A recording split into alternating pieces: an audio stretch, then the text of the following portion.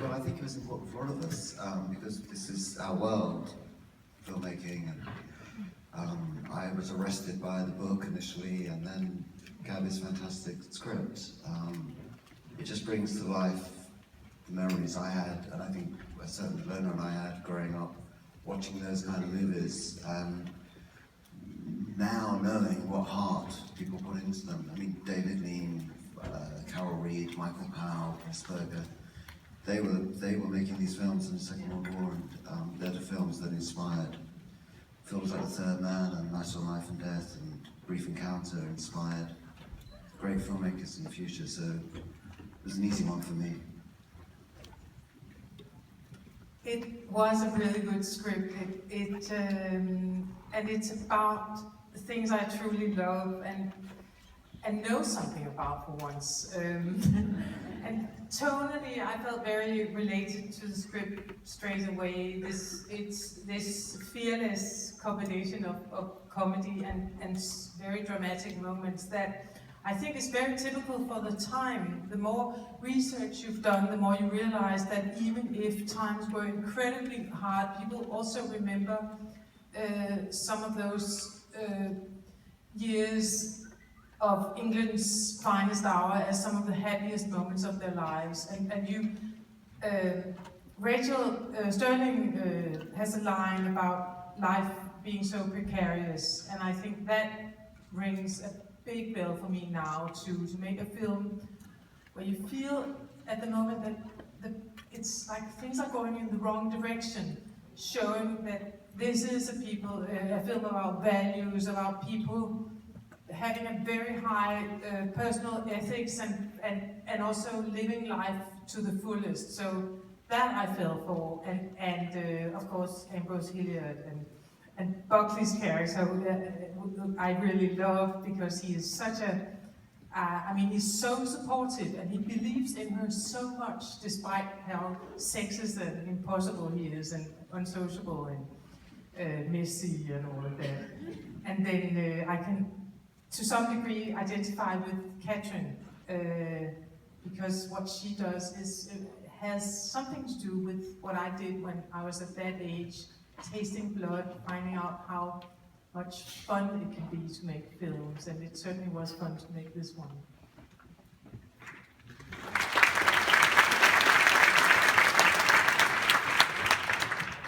Gemma and Sam, I'm hoping maybe each of you can add to that as well and just talk a bit about what inspired you about this project and what it meant to work on this story.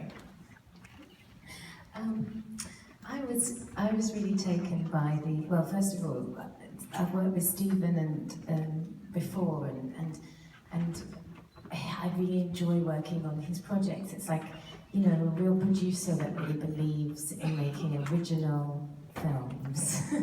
So and to work with Lona, I've wanted to work with her since I graduated from drama school. So finally I got to.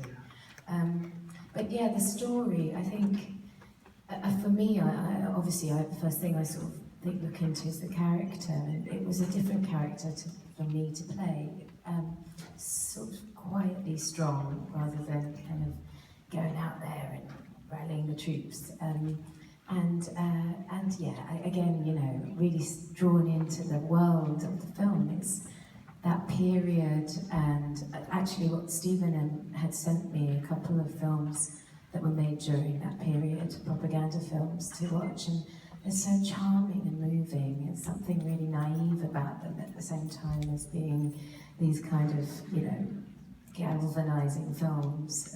There was a real purity at that time, and that's something that I was really attracted to with the script. And for me, I mean, there are many aspects, many attractions as an actor, I think, to a script and a film and a story like this. I mean, having the opportunity to work with Lona for the second time was definitely a big draw for me. But it also attracted an incredible cast, an incredible group of filmmakers, as did, you know, the film Dunkirk in the film that we're filming. No, but I think the real message of this film and the film that they're making in the film is hope. And I think, especially in today's society, it's something that we need more of. You know, despite the fact that we've all suffered loss, the world continually sort of suffers loss. I feel like it's a real way, there's a sort of galvanization or like a sort of real togetherness that this film sort of inspired out of me, I guess. It sort of motivated me to kind of want to tell this story, and despite its sort of subject matter, I mean, it's a war film, really, but it's a different kind of war film. It just proves that despite all the darkness in the world, that there is a light touch to all of us, and you know, as long as we keep calm and carry on, as the English say, I think that's the real message. It's a beautiful one.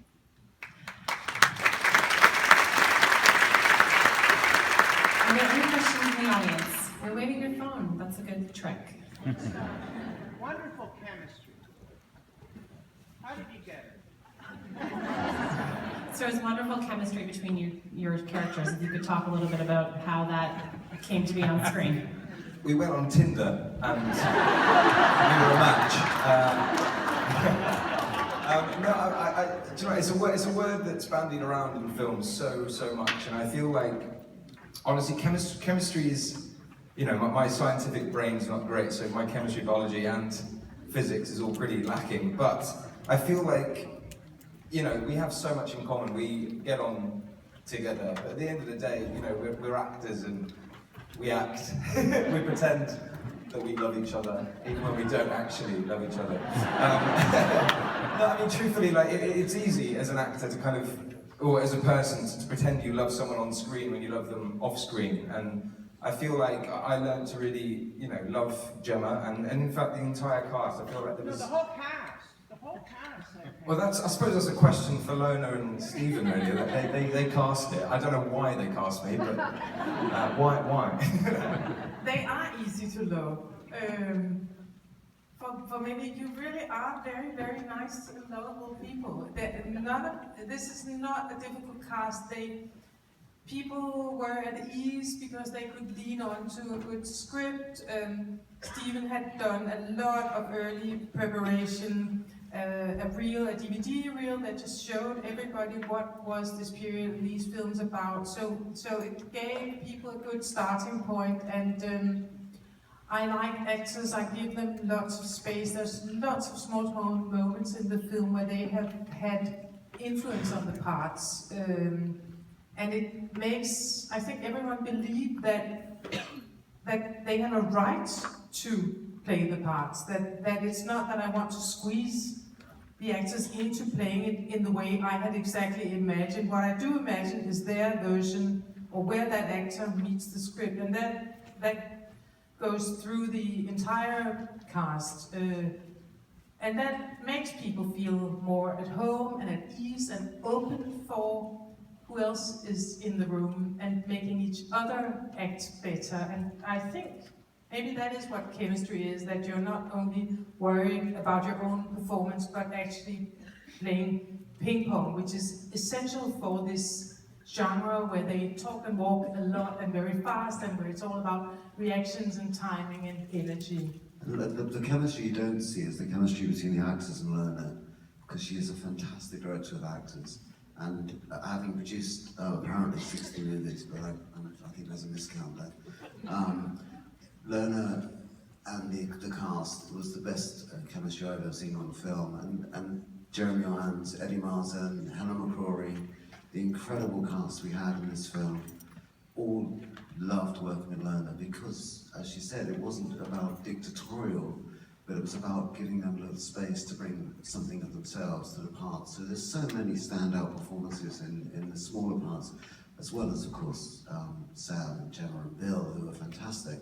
But the real chemistry was between Lerner and the cast. It was amazing to witness, and that's why I think the film stands up. You know, again, you know, I am apparently the oldest person on the stage, but you know, How It Walks, those movies that we all talk about, Preston Sturges, you know, you always remember the small parts, you always remember those small characters.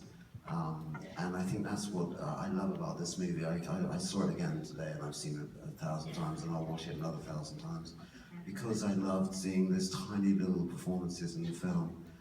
even down to the dog, you know. I am a producer, we do like dogs in the films. And Gabby Chap, the scriptwriter, has an acting background. Absolutely. And I think that's also an important part of the She's, equation. every line of dialogue is scripted for those smaller parts, and it's fantastic. Okay, we have time for one more question. You've had your hand up for the last few minutes, so I'm going to go to you.